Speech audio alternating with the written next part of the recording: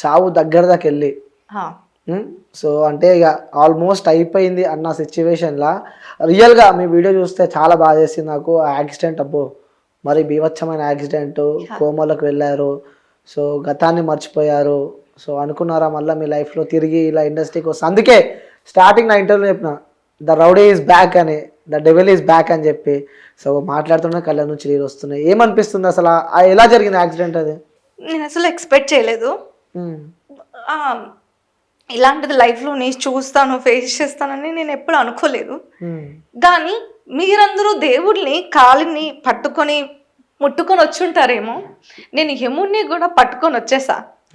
So నా జీవితంలో ఎక్క మీదట దేవుడిని టచ్ చేసాను ఆల్రెడీ, యముడిని టచ్ చేసేసాను, ఇంకెవరు నన్ను టచ్ చేయలేరు. కానీ నిజం చెప్తున్నా, అలా యాక్సిడెంట్ అయిన తర్వాత నేను మళ్ళీ తిరిగి మీ ముందు కూర్చొని ఇలా మాట్లాడుతున్నాను అంటే ఒక్కటే నన్ను లేపి కూర్చోబెట్టిందండి. ఏంటో తెలుసా? రెడీ టేక్ యాక్షన్ అన్న ఒక వర్డ్ నా పేరెంట్స్ కి నాకు యాక్టింగ్ అంటే అంత పిచ్చి అని వాళ్ళకి తెలిసింది. తెలిసిన వెంటనే నేను ఒక 6 days అనుకుంటా కొమ్మలో ఉన్నా. అలా కొమ్మలో ఉన్న అమ్మాయిని అనుకోకుండా నేను నా విల్ పవర్ తో నేను 6 నెలలు కూర్చోవలసిన అమ్మాయిని విత్ ఇన్ 6 days లేచి కూర్చున్నాను అంటే నా విల్ పవర్ అనే చెప్పచ్చు. అట్ ద సేమ్ టైం నేను నా మెమొరీని మిస్ అయ్యాను ఒక 2 months వరకు. నా హస్బెండ్ని నేను నాన్నగా అంటే పెద్ద నాన్న అని, నా కొడుకుని నేను అంకుల్ రా అంకుల్, మమ్మీ డాడీని అన్నయ్య అక్క ఇలా రెండు అక్క అని పిలిచానంట. అలాంటి సిచ్యువేషన్లో ఉన్నప్పుడు వాళ్ళని అన్న అర్థం చేసుకొని అలాగా ఉన్న పొజిషన్లో మా బ్రదర్ కానీ లేకపోతే మా డాడ్ కానీ రియల్లీ నేను ఇండస్ట్రీలో అడుగు పెట్టడం మా డాడీకి ఇష్టం లేదు.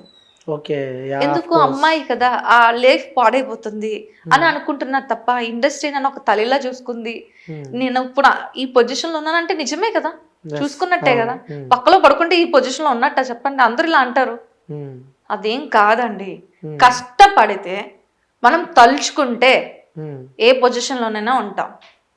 సో ఆ టైంలో నన్ను నా పేరెంట్స్ నా ఫ్యామిలీ అందరూ అర్థం చేసుకొని ఏమన్నారు అంటే రెడీ టేక్ యాక్షన్ అని అంటే ఆ వర్డ్ నా చెవులకి వినిపించి వినిపించి వినిపించి రిబ్యాక్ అయ్యాను నేను రియల్లీ. సో నేను అలాంటప్పుడు ఇండస్ట్రీని నేను ఎలా వదులుకుంటా, దానికోసమే నేను మళ్ళీ తిరిగి పుట్టేశాను. అంటే ఇది నా 2వ జన్మ, దీనివల్లే నేను పుట్టాను. ఓకే, నిజంగా వీడియోస్ చూస్తూ ఉంటే అసలు మీరు గతాన్ని మర్చిపోయారు. మీకు ఇలా పైనుంచి తినిపిస్తున్నారు, అసలు నడవలేని సిచ్యువేషన్, ఫేస్ అంతా దెబ్బలు, సర్జరీ అయినట్టు. మీకు ఇంకొక విషయం తెలుసా? బట్ ఇది నేను చెప్పచ్చో చెప్పకూడదు నాకైతే తెలియదు, కానీ I'm extremely sorry junior NTR sir. Me Devara project చేయడానికి అడుగు పెట్టాను కానీ నేను నా హెల్త్ అనేది అంత సపోర్ట్ చేయలేదు. అందుకే నేను అక్కడితో స్టాప్ చేసి రీబ్యాక్ అయిపోవాల్సి వచ్చింది. బేసిక్లీ నాకు దేవరా షూట్లోని ఆపర్చునిటీ వచ్చింది. సో పర్టికులర్ ఆపర్చునిటీ ఒక 3 to 5 days వర్క్ చేయాల్సి వస్తే మాత్రం నేనేం చేశాను అంటే వెళ్ళా. ఎలాంటి సిచ్యువేషన్లో వెళ్ళానో తెలుసా మీకు?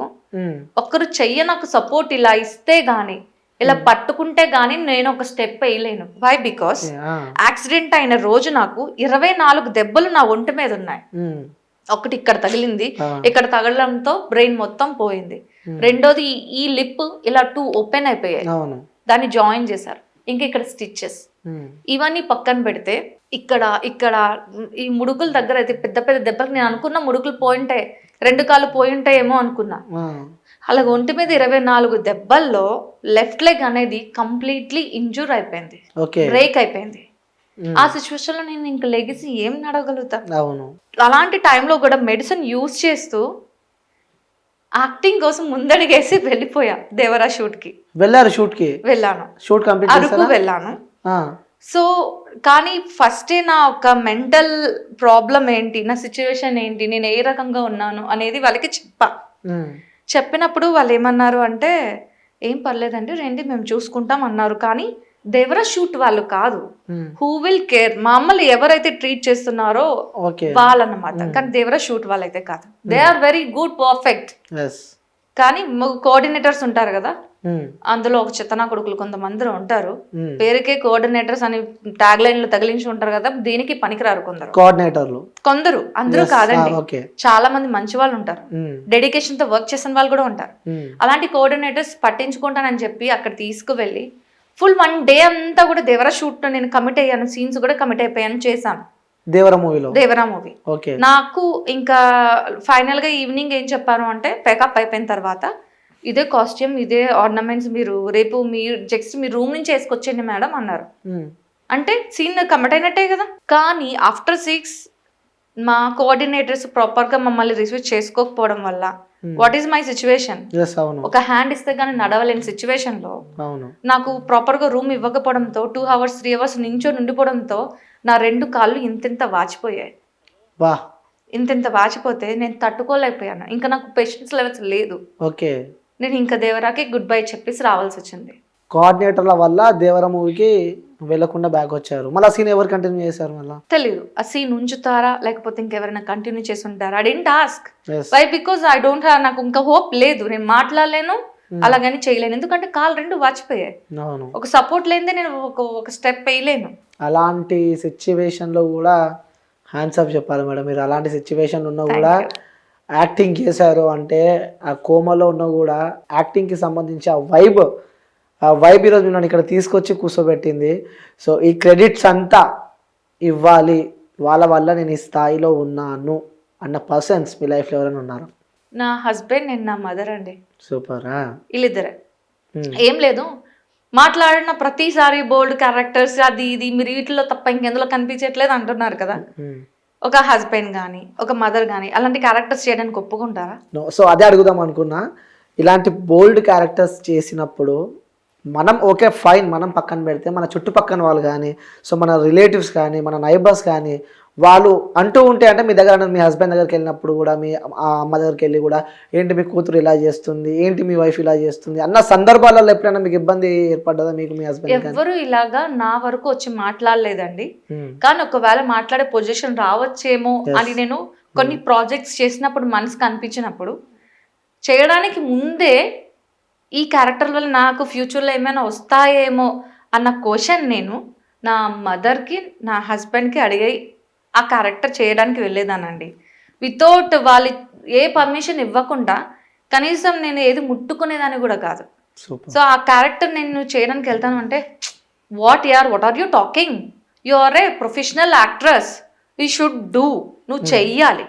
ప్రొఫెషనల్ యాక్ట్రెస్ అన్నప్పుడు ఇది చేయను, కొంచెం చేస్తాను, కొంచెం చేయను అంటే అవ్వదు. యాక్టర్వి నువ్వు, అది దట్ ఈస్ నాట్ రియాలిటీ, అది నీ ప్రొఫెషన్, నీ వర్క్, నువ్వు అది చేస్తావు, వర్కే. ఇంట్లో మా దగ్గర అలా నటిస్తున్నావా, మా దగ్గర అలా చేస్తున్నావా? లేదే. అమ్మ ఎలా ఉండాలో అమ్మలా ఉంటున్నావు, కూతురు ఎలా ఉండాలో కూతురులా ఉంటున్నావు. సో ఇవి చాలు కదా మాకు, నీ వర్క్ నువ్వు చేసుకొని వస్తున్నావు, దీని గురించి ఎందుకు భయపడ్డాం?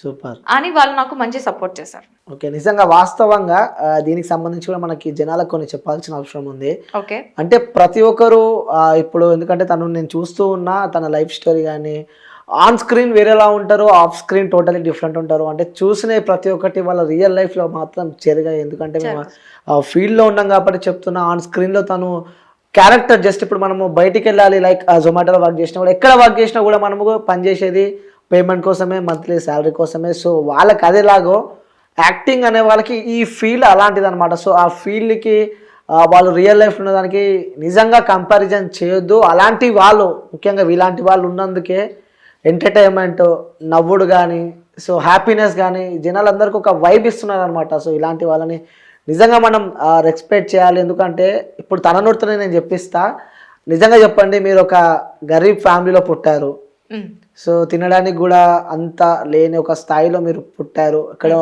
నికోబార్లో పుట్టారు, తర్వాత వైజాగ్కి షిఫ్ట్ అయ్యారు, ఇప్పుడు హైదరాబాద్లో. అసలు ఎక్స్పెక్ట్ చేశారా మీ లైఫ్ ఇలా మారుతుందని? చాలా సో మిడిల్ క్లాస్ ఫ్యామిలీ అండి. అలాగని ఏ రోజు కూడా మా మమ్మీ డాడీ మమ్మల్ని అలా చూడలేదు. పిల్లలకే ఫస్ట్ పెట్టాలి, వాళ్ళనే తినడం మానేసి మాకు పెట్టేవారు తప్ప మమ్మల్ని అలా చూడలే.